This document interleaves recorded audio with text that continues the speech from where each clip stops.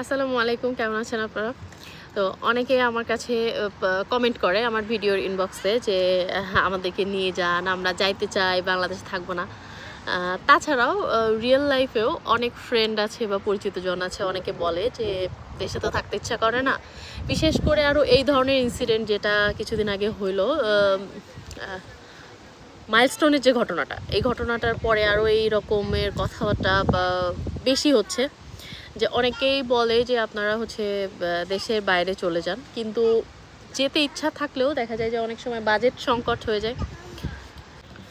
তো অনেকেই বলেন যে আসলে এটা সত্যি, বাংলাদেশের যে অর্থনৈতিক প্রেক্ষাপট সেই হিসাব করতে গেলে কিন্তু দেশের বাইরে আসা বা ইউরোপে বা অন্যান্য যে দেশগুলো, উন্নত বিশ্বের দেশগুলোতে সেটেল হওয়া অনেকটা কিন্তু ডিফিকাল্ট ফাইন্যান্সিয়াল কারণে। তো এই রকম একটা প্রেক্ষাপটে আপনারা যারা স্টুডেন্ট থেকে শুরু করে যারা স্টুডেন্ট না, মানে ওয়ার্ক পারমিটে আসতে চায় বা যে কোনো উপায় ইউরোপে আসতে চায়, তো তাদের জন্য আমি কয়েকটা উপায় বলবো, যে উপায়গুলোতে একদম বিনা পয়সায় আপনারা ইউরোপে আসতে পারেন।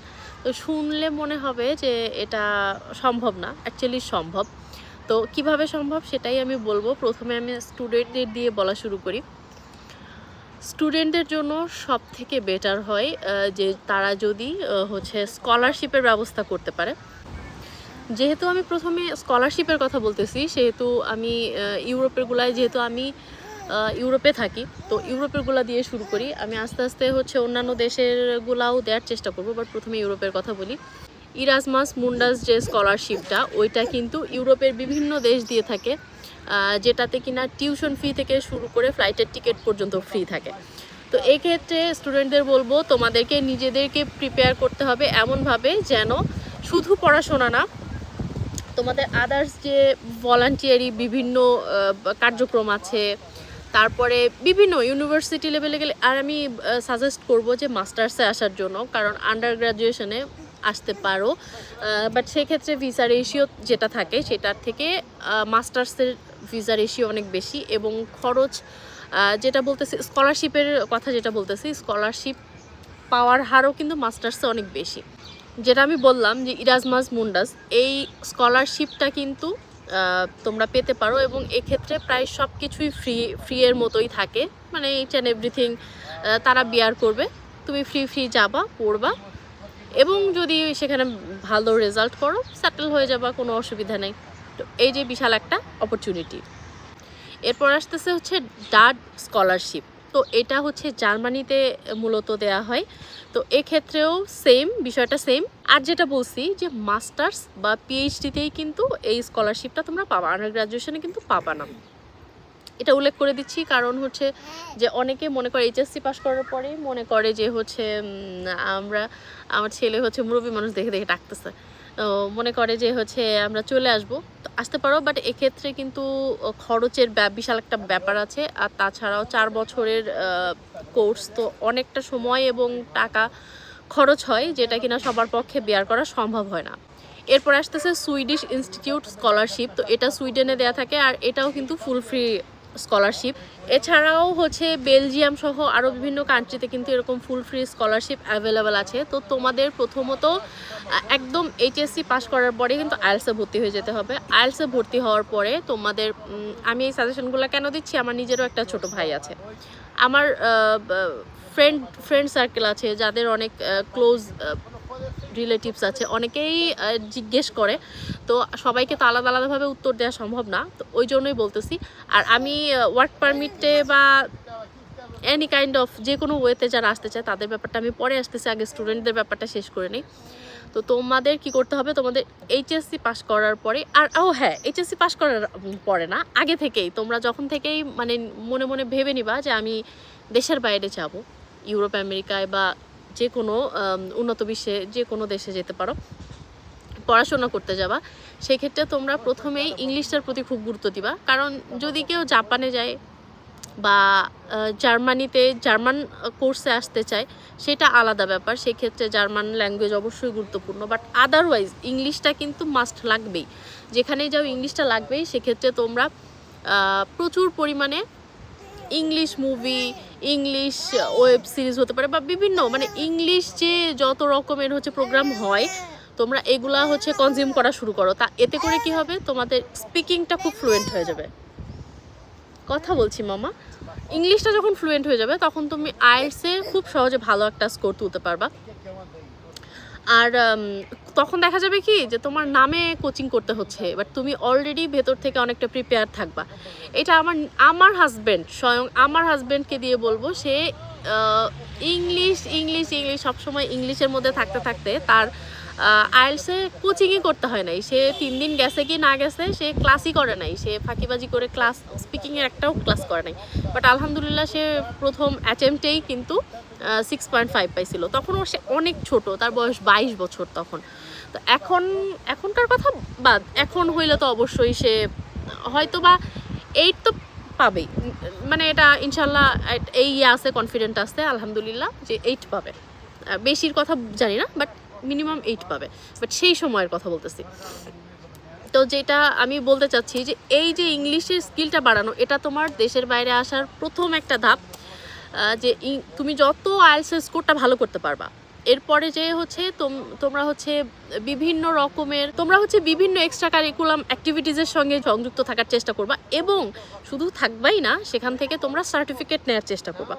এমন না যে আমি করলাম তো ঠিক আছে এভাবেই মানে করছি লিখে দিলাম, না, তোমার উইথ প্রুফ, তোমার সিভিতে কিন্তু উইথ প্রুফ সেটা অ্যাটেস্টেড করে দিতে হবে। এতে করে, কারণ এটার খুব গুরুত্ব, এবং স্কলারশিপ পাওয়ার ক্ষেত্রে এটা অনেক বেশি গুরুত্বপূর্ণ যতটা রেজাল্ট। কারণ তুমি যদি অনার্সে সিজিপিএ 3 এর উপরে পাও, সেক্ষেত্রে কিন্তু তোমার সিজিপিএটা যথেষ্ট। কিন্তু তোমার এক্সট্রা কারিকুলাম অ্যাক্টিভিটিস এবং তোমার ওই সব দিক দিয়ে তুমি যত বেশি বলবো তোমার সিভিটাকে হেভি করবা ওই সব জিনিস দিয়ে, তত তোমার হচ্ছে স্কলারশিপ পাওয়ার সম্ভাবনাটা বেশি থাকবে। তো স্কলারশিপ পাওয়াটা এখানে একমাত্র উপায়। তুমি একটু চুপ করো, তোমার স্কলারশিপ লাগবে না, তুমি ইউরোপিয়ান, তুমি শাট আপ, চুপ করে থাকো।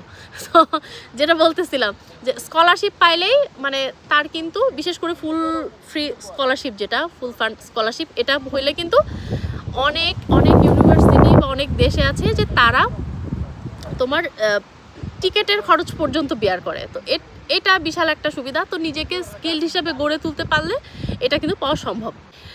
আচ্ছা, এরপরে আসতেছে যে কিছু স্বেচ্ছাসেবী প্রোগ্রাম থাকে, স্বেচ্ছাসেবী প্রোগ্রাম, এইগুলার আন্ডারে জিমা ইউ এর আন্ডারে আমরা কিছুদিন আগে, তোমার মনে আছে, আমরা বেলেমে গেছিলাম যে একটা প্রোগ্রাম হচ্ছিল, ইউথ কার্নিভাল বা কিছু একটা, হ্যাঁ, তো ওইটাকে বলে ইউরোপিয়ান সলিডারিটি কর্পস, ESC। তো এই প্রোগ্রামের আন্ডারে 18 থেকে 30 বছর বয়সীরা ইউরোপে 2 থেকে 12 মাসের জন্য যেতে পারে। আর এক্ষেত্রেও কিন্তু সমস্ত খরচ কিন্তু ফ্রি থাকে। এক্ষেত্রে কিন্তু সুবিধা হচ্ছে ফ্লাইট থেকে শুরু করে খাওয়া দাওয়া সব কিছু ফ্রি। এছাড়াও হচ্ছে ভাষা শেখা সহ আরও বিভিন্ন জ্ঞান অর্জন করতে পারবা তোমরা, অভিজ্ঞতা অর্জন হবে। আর সর্বশেষ যে সুবিধাটা পাবা সেটা হচ্ছে কোনো ডিগ্রি লাগে না, আইএলটিএসও লাগে না, তো ফ্রি চলে আসতে পারতো উইদাউট খরচ। এটা কিন্তু বিশাল একটা তোমার লাইফে, তুমি ভবিষ্যতে যদি দেশের বাইরে মুভ করতে চাও, বিশাল একটা অভিজ্ঞতা হিসেবে ওইটা কাজ করবে। কিছু ক্ষেত্রে যেমন কনফারেন্স, ফেলোশিপ বা ট্রেনিং প্রোগ্রামের ক্ষেত্রে অনেক আন্তর্জাতিক সংস্থা কিন্তু আপনার ট্রাভেল খরচ, থাকার ব্যবস্থা সব কিছু স্পন্সর করে। যেমন ইউথ এক্সচেঞ্জ হতে পারে, তারপরে ইউনাইটেড নেশনস ফেলোশিপ, তারপরে ইউরোপিয়ান ফোরাম, আলফবাক, এই ধরনের নানান রকম প্রতিষ্ঠান, তারা কিন্তু এগুলাকে স্পন্সর করে থাকে। আর খুব সহজ খুঁজতে গেলে কিন্তু আপনি পাবেন না। এছাড়াও আছে স্বেচ্ছাসেবী বা internship program, European solidarity corps, এটা তো আমি আগেই বলছি। তারপরে হচ্ছে স্পোর্টস, কালচার বা আর্টস প্রোগ্রাম, যাদের খেলাধুলা, তারপরে নাচ গান এগুলোতে দক্ষতা আছে, তারা কিন্তু আন্তর্জাতিক প্রতিযোগিতা বা ফেস্টিভ্যালে স্পন্সর্ড ভিসার সুযোগ পেতে পারেন। তো এক্ষেত্রে যদি স্পন্সরশিপ পান তাহলে সেক্ষেত্রে সমস্ত কিছু কিন্তু ফ্রিতে হয়ে যাবে। আর একটা আছে ওয়ার্ক কনফারেন্স বা কর্পোরেট ট্রেনিং, যদি বাংলাদেশে কোনো আন্তর্জাতিক কোম্পানিতে চাকরি থাকে তারা কিন্তু ইউরোপের হেড অফিস বা ইভেন্টে পাঠাতে পারবে, সব খরচ কিন্তু তখন কোম্পানি বহন করবে। এখানে একটা আমি গুরুত্বপূর্ণ কথা বলে রাখি, বিনা খরচে ইউরোপ যাওয়ার আসল উপায় সাধারণত স্কলারশিপ, স্পন্সরশিপ বা প্রোগ্রাম সিলেকশনের মাধ্যমেই হয়। তো ভুয়া এজেন্ট বা পানিপথে যাওয়া এই ধরনের কাজ করে আপনারা কিন্তু জীবনে ঝুঁকি নেবেন না। এই প্রোগ্রামগুলোতে আবেদনের প্রক্রিয়াও কিন্তু 6 থেকে 12 মাস আগে শুরু করতে হয়, তাই প্রস্তুতি দরকার। তো আমি বলবো খামোখা সময় নষ্ট না করে নিজেদেরকে আসলে তৈরি করেন, আপনারা প্রিপারেশন নেন। একটা লং টাইম প্রিপারেশন নিলে ইনশাল্লাহ কিছু না কিছু একটা ফিডব্যাক পাবেন। খামোখাই শর্টকাট রাস্তা খুঁজতে গেলে কখনোই সেটা সুফল বয়ে আনে না, আমার মতে তো সেটাই। কারণ দেখা যাচ্ছে যে অবৈধ পথে অনেকে আসতে যে দেখা যায় যে অঘরে প্রাণ হারায়। অনেকে দেখা যায় স্টুডেন্ট এমনভাবে আসে যে জাস্ট স্টুডেন্ট ভিসা আসছি, পড়বো না, তারপরে যে কোথাও যে অ্যাজাইলাম দিব। দিন দিন কিন্তু সব সিস্টেম কঠিন হয়ে যাচ্ছে। তো আমার মনে হয় যে উল্টাপাল্টা চিন্তা না করে নিজেকে একটা ডিপ্লোমা করে হোক বা যে কোনোভাবে হোক নিজেকে স্কিলড করেন, যে যেই ব্যাপারে দক্ষ সেই ব্যাপারে দক্ষতা অর্জন করেন, সার্টিফিকেট গ্যাদার করেন। আমার মনে হয় এই সব কিছু মিলায় ইনশাল্লাহ আসতে পারবেন। কিন্তু সেটার জন্য আসলে লক্ষ্য একটা ফিক্স করে সেটার পিছনে প্রচেষ্টা করতে হবে। খামোখা আসলে টাইম নষ্ট করার কোনো দরকার নেই, নিজেরা চেষ্টা করতে হবে। আর একটা কথা বলে রাখি যে শর্টকাট যদি কেউ আপনাকে ধরায় দিতে চায়, বুঝবেন যে সেটা সেই লোক 100% ফ্রড। শর্টকাটে আসলে এগুলো হয় না, এগুলো অনেক একটা লম্বা সময়ের ব্যাপার। আর আমি এই যে লম্বা চওড়া বক্তৃতা দিলাম এই কারণেই যে ওয়েগুলো আছে এগুলো আপনারা চাইলে আপনারা ট্রাই করে দেখতে পারেন। আর যদি এগুলা দ্বারা না হয় তাহলে কিন্তু এছাড়া আর তেমন কোনো ফ্রি এর অপশন নেই, এগুলাই কিন্তু ফ্রি এর অপশন। তো আমার মনে হয় আমি আইডিয়া দিতে পারছি। যারা স্টুডেন্ট তোমরা এভাবে নিজেদেরকে দক্ষ করে গড়ে তোলার চেষ্টা করো। আর যারা ওয়ার্ক পারমিটে আসতে চান তাদের জন্য বলবো, তারা যেই বিষয়টাতে আপনি যে কাজটা করতেছেন ওই কাজটাকে ভালোভাবে করেন, ওই ব্যাপারে আরেকটু ট্রেনিং করেন, ডিপ্লোমা কোর্স করেন, নিজেকে যোগ্য করেন, ইনশাল্লাহ আসতে পারবেন। তো ঠিক আছে, সবাই ভালো থাকেন, পরবর্তী ভিডিওতে আবার দেখা হবে। আল্লাহ হাফেজ।